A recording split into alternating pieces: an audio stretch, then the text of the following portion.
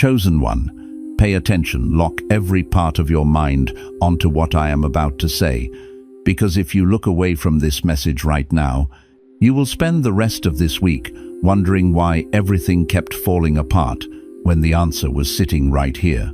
The enemy is working overtime today for one reason and one reason only.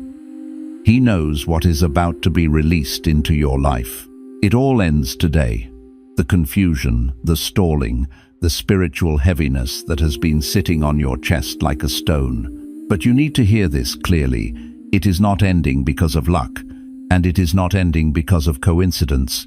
It is ending because of what you have already done, because of the war you have already fought, because of the ground you refused to surrender, even when every part of you wanted to. Think back to that moment this week, when everything in you wanted to react, wanted to fire back, wanted to walk into that situation and force the outcome, but something held you still. You thought that stillness was weakness.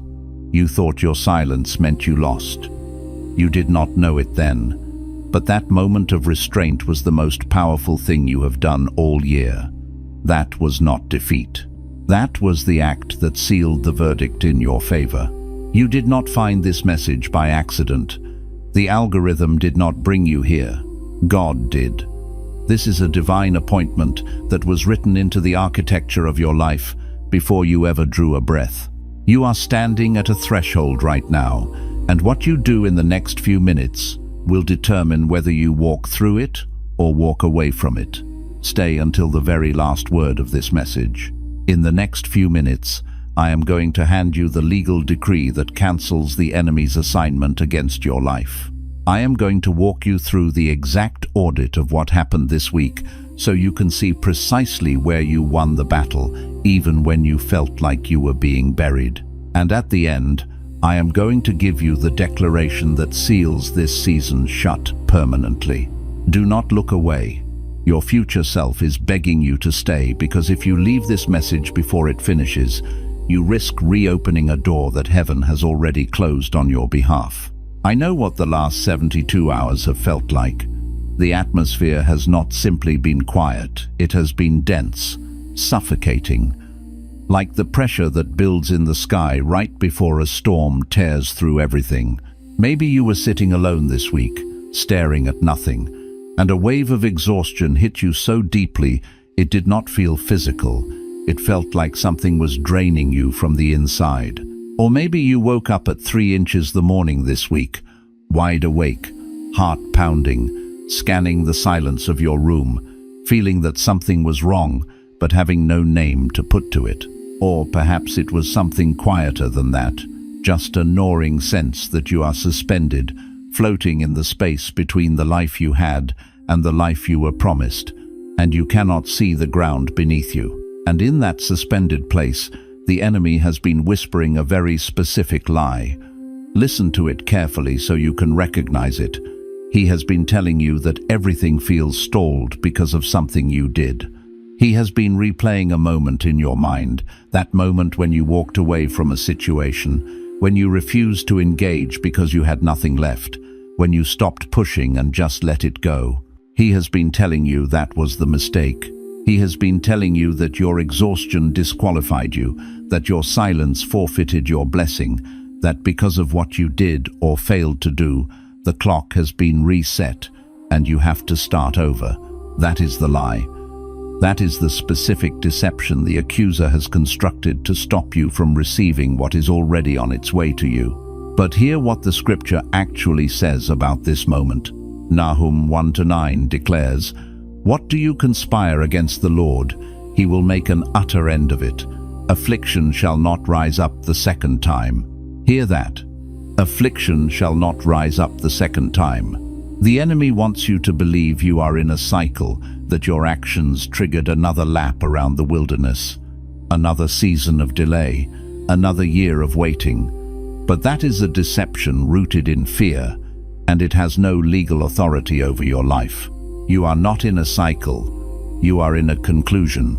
The heaviness you feel right now is not the weight of punishment, it is the weight of finality. It is the tension of something being stretched to its absolute limit right before it breaks open. The pressure you have been carrying this week is not evidence that you are losing.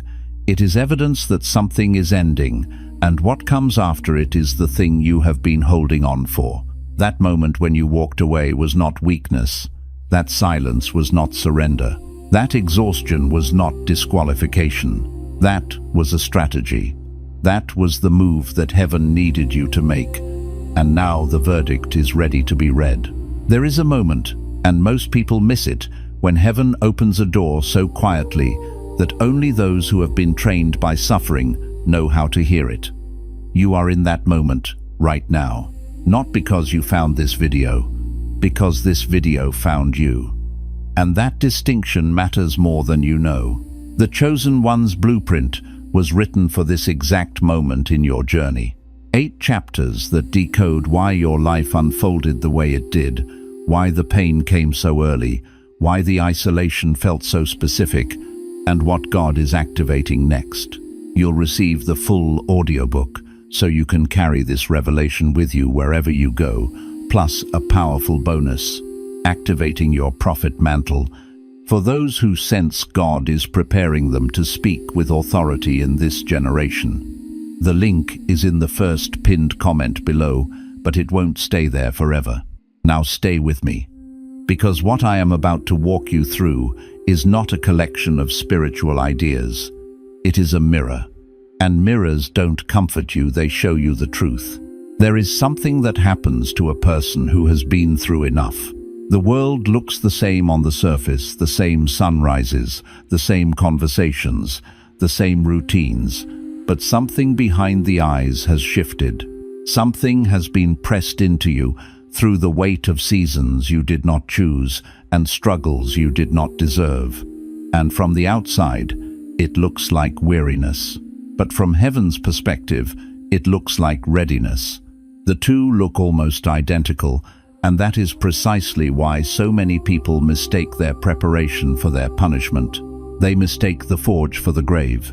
They feel the heat and assume destruction, when in truth the heat is the very thing that is hardening them into something that will last. Most people who feel stuck are not stuck because of what happened to them. They are stuck because of the agreement they made about what it meant. Something broke early, a relationship, a promise, a season of life, and in the wreckage, without anyone to guide them through the rubble, they made a silent vow. They decided something about themselves, about God, about what they deserved, and that decision, quiet as it was, became the lens through which they have interpreted every moment since. Every setback confirmed it, every delay deepened it, every unanswered prayer felt like proof. The agreement did not announce itself. It did not arrive with fanfare or declaration. It crept in through the back door of heartbreak, disguised as logic. It said, "Look at the evidence." And the evidence, at the time, seemed airtight. The relationship failed. The door closed. The person left. The prayer went unanswered. And so the conclusion felt reasonable. Something is wrong with me. Something about the way I am built is fundamentally insufficient. And that conclusion, though it felt like clarity, was actually a cage. A cage built from pain, furnished with memory, and locked from the inside. This is where the story of Elijah becomes devastating in the most instructive way. Here was a man who had just called fire down from heaven. Literal fire. He had stood alone against 450 false prophets and won. The sky had opened. The altar had been consumed. The people had fallen on their faces. And by any reasonable accounting, this was a man who should have been walking in the highest form of spiritual confidence, fully anchored in the reality of God's power and presence. And yet one threat from one woman sent him running into the wilderness, collapsing under a tree, asking God to take his life. Not because he was weak, but because he had made an agreement with exhaustion that went deeper than his bones. He had decided that his best was not enough, that his victory did not count, that he was no different from his fathers. He had taken the evidence of Jezebel's anger and interpreted it as evidence of his own irrelevance. He had allowed one voice, one single voice, to drown out everything heaven had just confirmed. And God in that moment did not argue with him. He did not rebuke him. He did not present a theological case for why Elijah should feel differently. He fed him, because before truth can enter, the body must be sustained enough to receive it. Before the mind can be renewed, the vessel must be restored. God met Elijah in the most human of needs: sleep, food, water, before he ever spoke a word about purpose. And that in itself is one of the most profound revelations in all of Scripture, that God is not impatient with your humanity. He is not standing over you with disappointment because you crumbled under the weight of your own calling. He is crouching beside you, touching your shoulder gently and saying, "The journey is too great for you. Arise and eat." You have been starving yourself of rest, of grace, of permission to simply be in the middle of your process. And that starvation has made you vulnerable to agreements that were never yours to make. You have been pushing through on spiritual fumes, telling yourself that stopping is weakness, that needing is failure, that the moment you lay down your strength, everything will unravel. But Elijah laid down under that tree, and heaven did not unravel. The purposes of God did not collapse. The fire that had fallen did not unhappen. And you, in the middle of your exhaustion, in the middle of your wilderness, in the middle of the season that has pressed you to your absolute limit, you are still held. The purposes that were written for your life before you drew a single breath are still intact. Your stumbling has not disqualified them. Your doubt has not deleted them. Your exhaustion has not erased them. But here's where it goes deeper. It is not just the agreement that holds you. It is what that agreement gave you. And this is the part most people are not prepared to examine, because survival carries its own identity. When you have lived long enough in a place of lack, of rejection, of spiritual warfare, and unanswered longing, you begin to build a self around enduring it. The struggle becomes familiar. The waiting becomes home. And somewhere beneath the prayers for breakthrough, there is a part of you that does not know who you are without the battle. That part is not your enemy. It is your wounded self. But it has been sitting in the driver's seat, and it is not qualified for where God is trying to take you. The wounded self is brilliant at surviving. It knows every pothole in the road, every warning sign, every pattern that preceded past pain. It developed those skills in the fire, and those skills kept you alive. But survival skills are not the same as inheritance skills. Knowing how to endure a desert does not teach you how to steward a promised land. And if you allow the part of you that was built for survival to govern the season that was built for flourishing, you will find a way to reconstruct the wilderness inside the very blessing God has opened to you. What most people don't realize is that the wilderness was never meant to be permanent. It was meant to be preparatory. But when we make our home there, when we decorate the desert instead of passing through it, we turn a season of formation into a sentence of limitation. We hang pictures on the walls of what was supposed to be a temporary shelter. We learn the names of the thorns and start to feel affection for them. We find community in shared suffering and mistake that community for confirmation that we belong in the hard place. And heaven cannot override a will that has chosen comfort in captivity. God will not drag you into freedom. He will stand at the edge of the wilderness and call and call and call again. But the walking, the choosing, the releasing of what has become familiar, that is yours to do.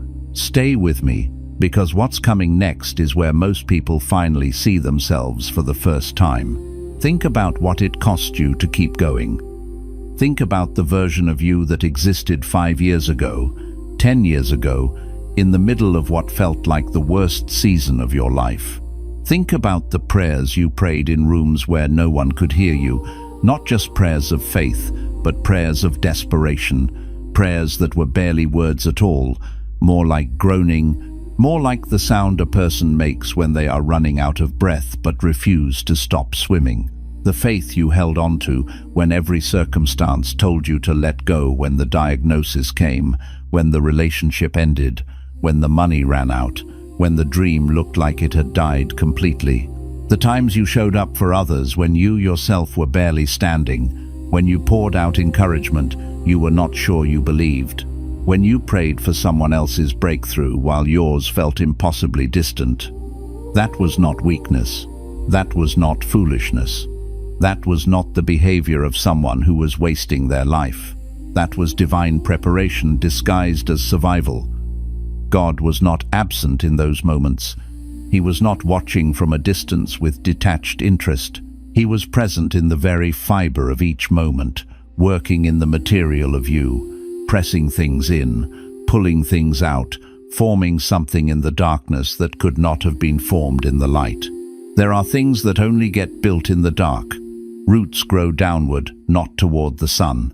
The deeper a tree pushes its roots into the earth, the taller it can eventually rise, and the less it is moved when the storm comes.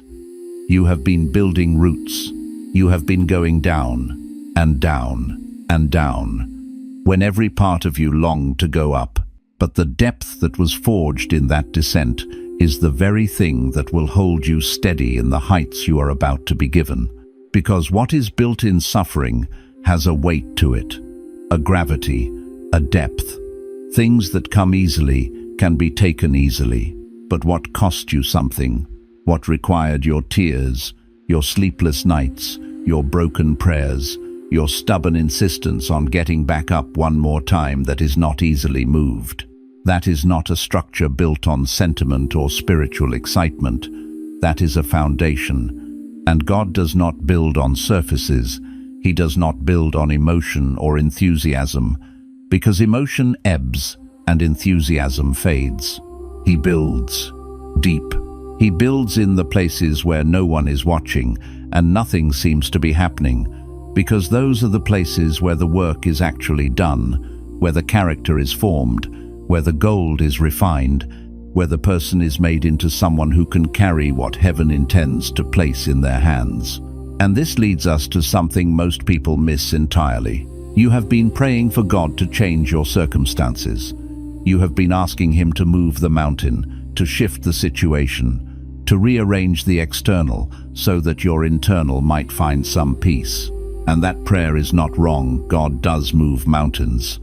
But there is a prayer you have not been praying, or perhaps have not known how to pray, and it is this: God, change me through this.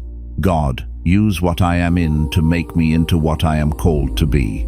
God, let this season accomplish in me what only this season can accomplish. Because the truth, the inconvenient, uncomfortable, utterly liberating truth, is that God has been using your circumstances to change you, not to punish you, not to abandon you, not to prove that you are somehow less worthy than the people around you whose lives appear to be moving forward while yours appears to be standing still. He has been using the very thing you have been begging Him to remove as the instrument of your formation. And there is a version of you standing just on the other side of this season who looks back at every hard thing and says, I understand now, not because the pain was justified, not because God orchestrated cruelty for the sake of a lesson, but because the purpose was real, and purpose does not explain itself until you are strong enough to carry the explanation. You will understand on the other side what could not be understood in the middle, and the middle is exactly where you are. This is where it gets confrontational, and I need you to stay open, because this next layer is where transformation either happens or it doesn't. There is something you have been protecting that has a holy name, but an unholy function. You have named it something spiritual, something that sounds like maturity, something that sounds like you have simply learned from your experience. You have been calling it discernment, but it is distrust. It is the wound of betrayal wearing the language of wisdom. You have been calling it wisdom, but it is fear wearing the garment of experience. It is the old pain that has memorized enough scripture to sound like discernment, while still keeping you at a distance from every good thing God is trying to bring near. You have been saying you are waiting on God, but if you are honest, truly honest, you have been waiting on certainty. You have been waiting for a sign so clear, a confirmation so unmistakable, a guarantee so airtight, that stepping forward would require no courage at all.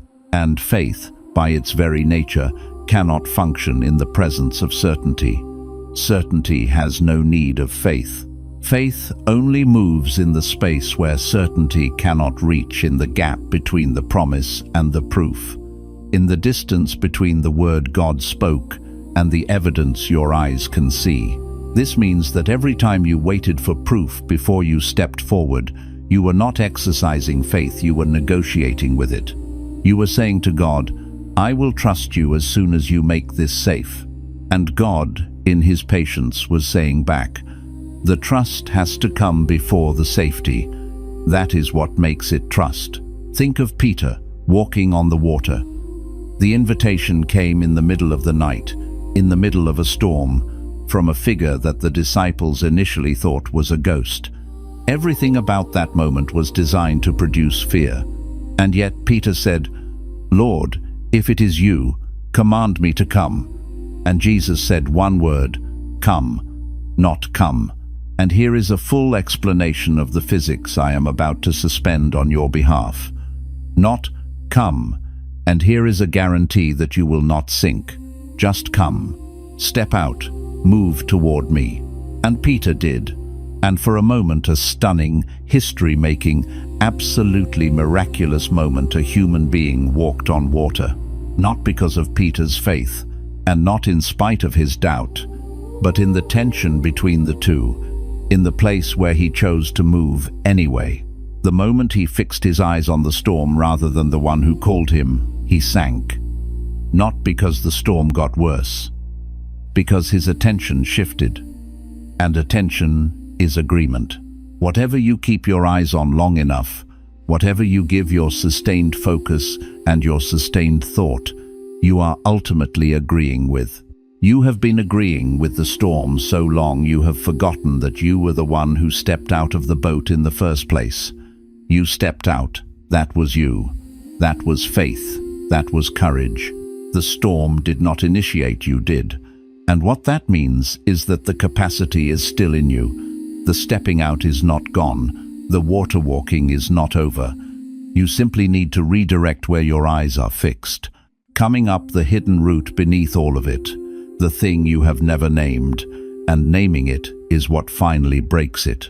There is a grief you have never fully processed.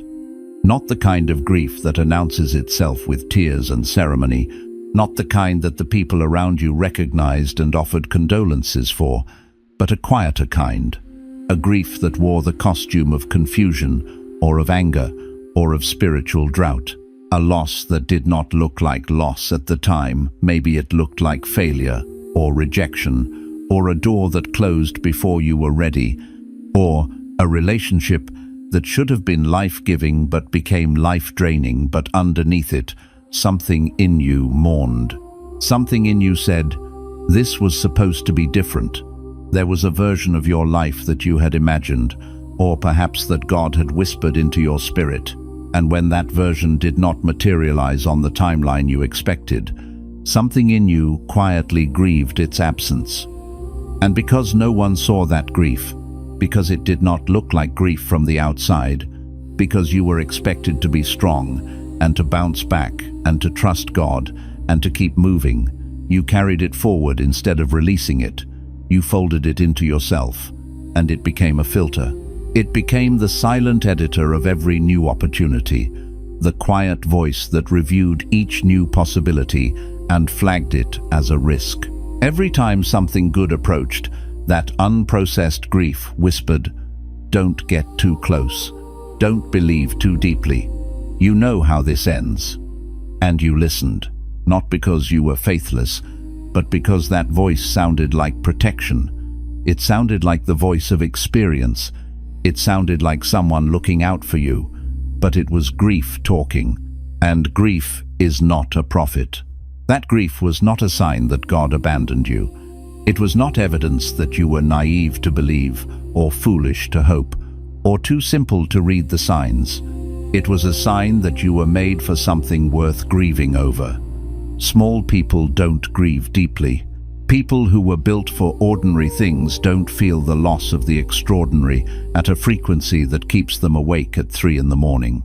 People with great callings feel loss at a frequency that others cannot understand, and they often interpret that sensitivity as a flaw, when in truth, it is the very indicator of the depth of their design. Your sensitivity is not your weakness. It is not a character defect that needs to be corrected before God can use you. It is evidence of your capacity. It is proof that you were built to hold more, to feel more, to carry more, to impact more than the average life was designed to contain. And God does not give capacity without intention. He does not create deep wells and then leave them unfilled. He digs to the depth of what he intends to pour. But here is the layer beneath even that, and this is the one that breaks the cycle completely. The real block has never been your past. It has never been the people who hurt you, or the doors that closed, or the seasons that felt like punishment, or the prayers that seemed to bounce off the ceiling and fall back to earth unanswered. Those things were painful. Some of them were profoundly unjust. Some of them left marks that took years to begin to heal. But they were not the lock. The real block, the one hiding in plain sight, the one wearing your own face, has been your relationship with your own readiness. You have been waiting to feel ready. You have been standing at the edge of the next thing, looking into it with genuine longing, genuine faith, genuine desire to step forward, and then looking back at yourself and deciding that you are not yet enough, not yet healed enough, not yet strong enough, not yet clear enough, not yet delivered enough. You have been waiting to feel worthy. And this is the most tender part of everything I am saying to you, because the waiting did not come from laziness or rebellion. It came from a deep and honest humility that got twisted somewhere along the way. The humility that said, "I don't want to step into something I'm not ready for," became, over time, "I will never be ready enough." The discernment that said, "I want to honor God with my timing," became, over time, "I will wait forever, because forever feels safer than the risk of stepping out and failing again." But readiness is not a feeling. It is not a state you arrive at through enough healing or enough prayer or enough preparation. It is a decision.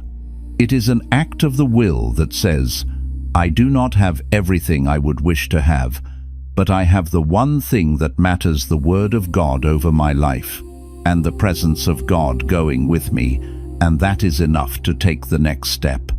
And worthiness was never something you were supposed to earn. It was not a level you were supposed to reach through sufficient suffering or sufficient sanctification. It was something you were sealed with before your name was written on this earth, before the foundations were laid, before the stars were set in place, before you ever drew a breath or made a choice or failed at anything. The worthiness was settled before you arrived, and nothing that has happened since then has unsealed it. Moses did not feel ready at the burning bush. He had been in the wilderness for 40 years, not 40 days, 40 years tending sheep, living in obscurity, presumably convinced that whatever he might have been meant to be, that season was long behind him. He had seen his best intentions produce catastrophic results. He had watched his people suffer from a distance and been powerless to stop it. He was 80 years old, and when God appeared to him in the burning bush, in the most dramatic divine encounter in the Hebrew Scriptures, Moses' first response was not confidence. It was not readiness. It was not, "Lord, I have been waiting for this moment." It was 5 consecutive arguments for why God had the wrong person. Who am I that I should go? What if they don't believe me? I am not eloquent. Please send someone else. 5 reasons, 5 deflections, 5 ways of telling God that the calling did not match the man, and God did not argue with his inadequacy. He did not present a counter case for why Moses was more qualified than he thought. He did not point to Moses' education in Pharaoh's palace or his years of patience in the wilderness. He simply said, "I will be with you." That was the only qualification that mattered. Not Moses' ability, not his confidence, not his history, not his eloquence or his clarity or his sense of worthiness, just the presence of God going with him into what he could not face alone. Because when God goes with you, your inadequacy becomes irrelevant. When God goes with you, your past becomes preparation and not disqualification. When God goes with you, the thing that seemed impossible becomes the evidence of divine power, and that evidence becomes the testimony that changes the people around you. You are not waiting on God. You have been waiting, praying, seeking, longing, crying out, but God is not the one causing the delay. God has been waiting on you to stop waiting on yourself. He has been waiting for you to release the requirement that you feel sufficient before you step forward. He has been waiting for you to lay down the measuring stick you have been using to assess your own readiness, a measuring stick that was never given to you by heaven, but was pressed into your hands by every voice that ever told you that you were not enough. And here is the final thing, the thing that reframes everything you just heard. The door you have been standing outside of, knocking on, praying over, believing for, fasting about, crying beside in the dark hours of the morning, it is not locked. It has never been locked. You have been standing at a door that you believed required permission from people who were never given the key. You have been waiting for approval from voices that were never assigned to authorize your destiny. You have been looking for a green light from sources that were never positioned in your lane. The key was placed in you, not in a pastor's assessment of you, not in a parent's approval of you, not in the validation of a community that may not have had the eyes to see what heaven placed inside of you. The key was placed in you. It was placed there in the difficulty. It was placed there in the delay. It was formed in you through every season you thought was stripping you down and leaving you with less, when in truth, it was stripping away what was never meant to go where you were going. Every relationship that ended was removing something that would have become a weight in the next season. Every door that closed was protecting you from a room that would have contained your greatness in a space too small for it. Every season of waiting was forming in you a patience and a depth and an authority that cannot be manufactured by shortcuts. You were not being emptied, you were being refined. And refined things do not look like they did before they entered the fire. They look like what they were always meant to be. You are not behind.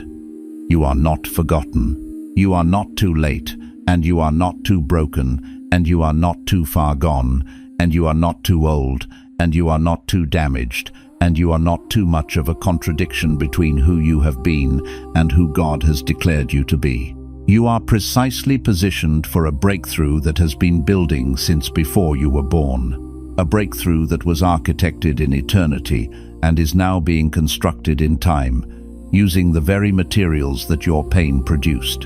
And the only thing left, the only thing that remains between where you are and where God has always intended you to be, is for you to stop rehearsing your limitations and start inhabiting your calling. Stop reviewing the evidence against yourself and start standing on the evidence of God's word. Stop letting your history write the forecast for your future. The past is not a prophet, it is a record. And records can be broken. Place your hand on your heart right now and declare this with me. I release every agreement I made in the dark that I never consciously chose. I release the grief I carried as identity. I release the fear I dressed up as wisdom. I release every label that was placed on me by people who could not see what heaven sees. I am not behind. I am being positioned. I am not forgotten. I am being formed. I step forward now, not because I feel ready, but because God said go. My breakthrough is not coming. It is already here, already moving, already making a way through what I could not navigate alone. I am chosen. I am sealed. And I walk into this next season knowing that every step I take is covered, every void is being filled, and every door that is meant for me will open at the sound of my obedience. This is my moment, and I will not waste it.